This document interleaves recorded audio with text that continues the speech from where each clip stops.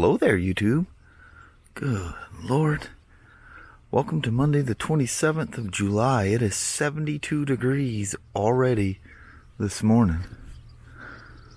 That may not be high for you, but that's high for around here. All the dogs are all lounged out everywhere. They're going, we're going to go ahead and get our rest going right now. They say, we ain't no fools. We know it's about to be smoker. I don't know what we're supposed to get to today. I don't think it's hot as what they thought, though. Anyway, let's start off on Monday. It's too slow to get the camera out, but there's mom and daughter right there. They ran around the corner. You guys have a tight schedule, you know that? You're in the same place. Oh, that's so adorable. Well there, little woman, we've made it back around to Monday again. It's funny how these weeks, they keep cycling. I know it. It's already almost 80 degrees here. I know it. The reason why I'm wearing this is the air conditioner makes me cold inside, so. Alright, you have yourself a wonderful Monday there, little woman. Alright, love you, see you, bye. Bye-bye. So, the KST custom bars. I should have mentioned this when I pulled these things out. We get this with Harley, and I forget when they started using it, but Indian is now using the exact same the throttle by wire sensor that Harley is. I think they're Bosch products. Even the switch clusters look exactly the same internally as well. They're all Indian sourcing it from the same place as Harley. But anyway, we get this with Harley and Indian customers. They get a set of bars. If they have them before we install them, they notice the same thing. The hand portion of the bars are a different length. It's about a ½ inch shorter on the throttle side because the throttle by wire sensor is protrudes about a ½ inch out, roughly. So, as a result of that, you get this.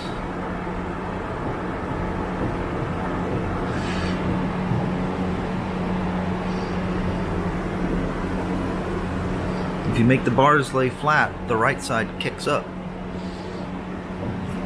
That's normal. Now, I haven't taken the time, I don't have time today to sort this out, to figure out what is where, because I need to tell KST Customs what I found.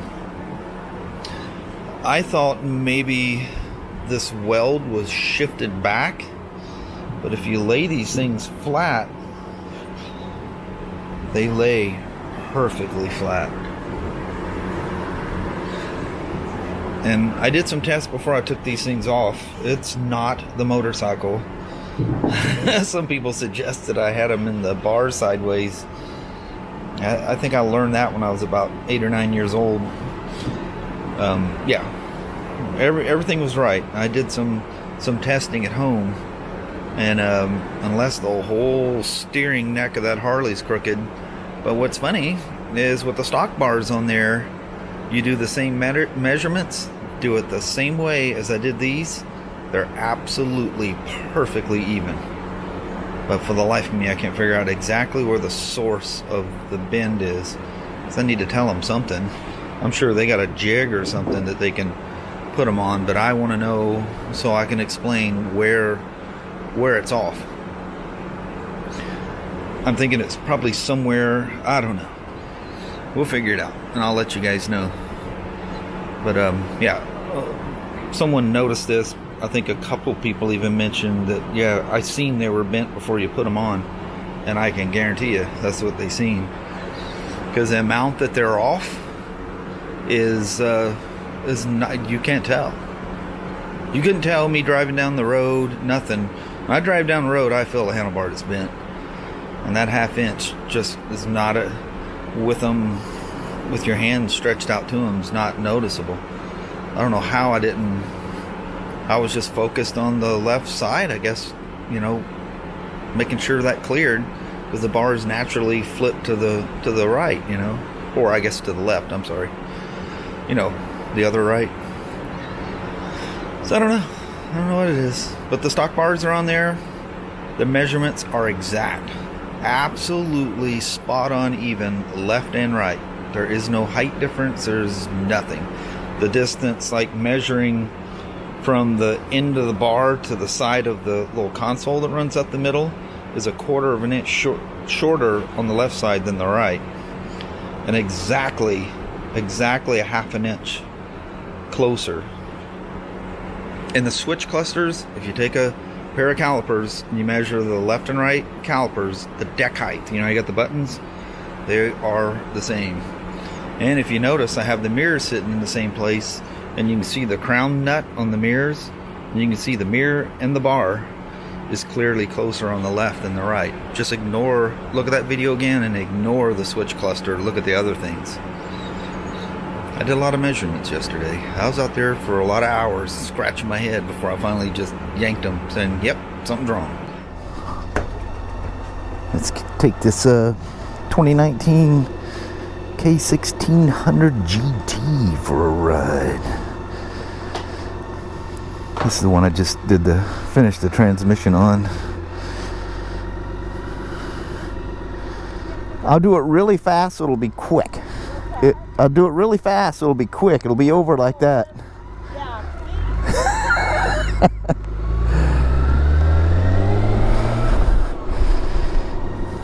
Crazy old genie. So I wonder what happened to the little, sorry about the shield here, I'm trying to find a happy spot. How about we just lift this just a little bit. Never did find out what happened to the homeless, let's just say makeshift homeless shelter. There's a well-beaten path going down there that you could literally drive a truck down it. It's kind of swampy area back there, so you get bogged down, but in the wintertime they have like a cardboard path, you know, like they used to lay the old wood pallets on the ground, you know, to keep you out of the mud in the old western days. Probably still do it in some places. You see them do it in places up in Alaska and stuff like that. But anyway, they use cardboard so they not slopping through the mud. But yeah, I wonder whatever became of the fire out there.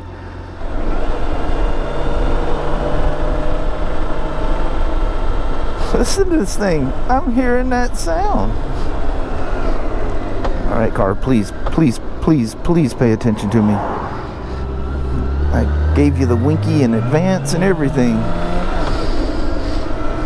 Oh, that is a cool wrap on that back window with that Chevy. That thing drives me nuts.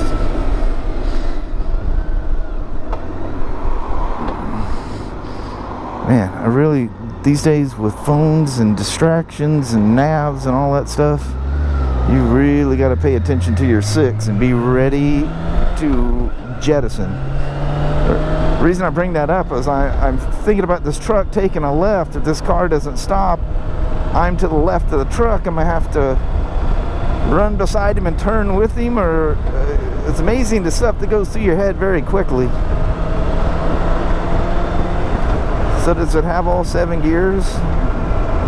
Oh no, it stops at 6. I did something wrong. My trick of 7 forward and 2 reverse failed. I am messing with you guys now. Don't be going, man, even though my K1600 doesn't say it needs a recall, I'm going to force them to do what I want. 7 forward and 2 reverse. The reverse is really not even a gear. The bike is in neutral, so the transmission is in neutral, and it's electronically controlled by the starter motor and a great big Speedo cable looking thing, and an arm actuates and turns the counter shaft, which is now in a neutral position. It's not affected by the main shaft because it's in neutral, and it just electronically turns the transmission in reverse. Or listen to this thing.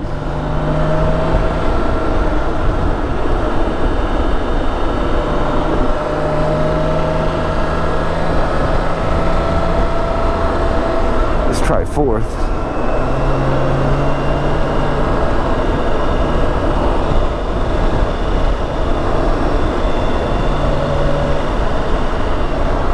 Dude, it's nowhere near as loud, but it absolutely does the same thing.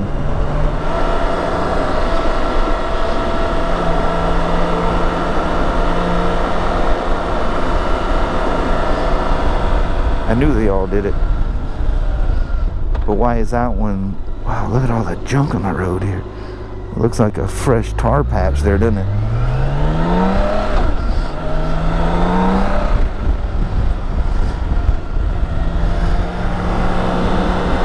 $85 degrees. Yeah. What is it? Oh, geez. I gotta get back. I gotta test ride a customer's bike at 11:30, and I got 5 minutes. It's gonna take me longer than that to get home. Yeah, they went through here and patched this thing all up, didn't they? I can smell the tar. Keep your spiders out of here. Them tar rocks love to find their way to the belt.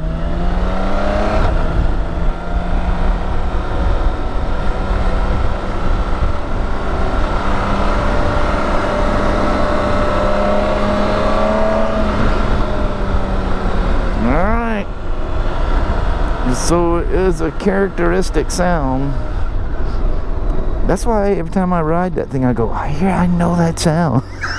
It's because everyone you ride does it. That one is like super loud, and for whatever reason, swapping that that drive shaft, putting that well, actually I was using this one,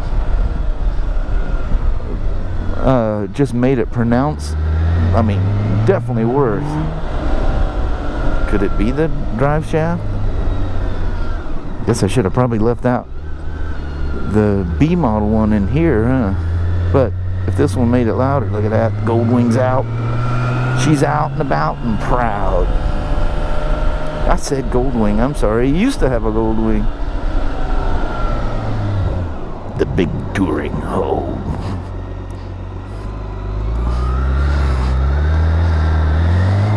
If we ever get one of those things in, used, at an affordable price, I'm absolutely going to buy it. Oh yeah, you can definitely make this thing cackle.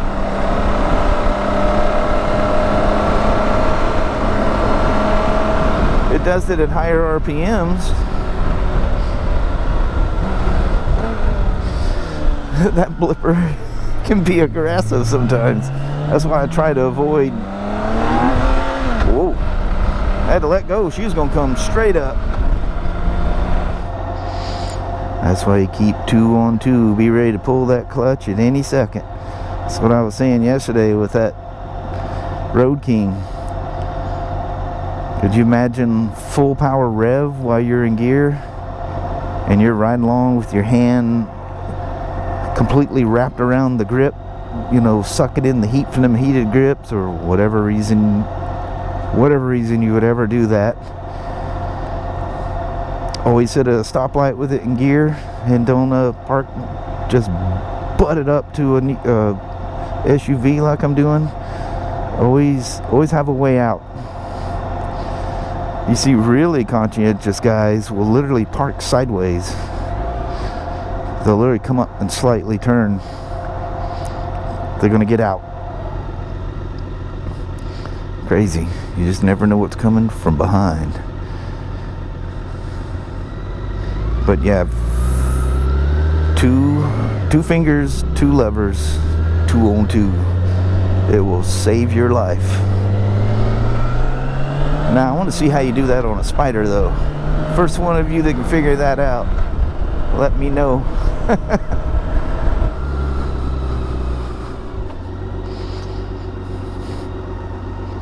You guys want to see reverse work?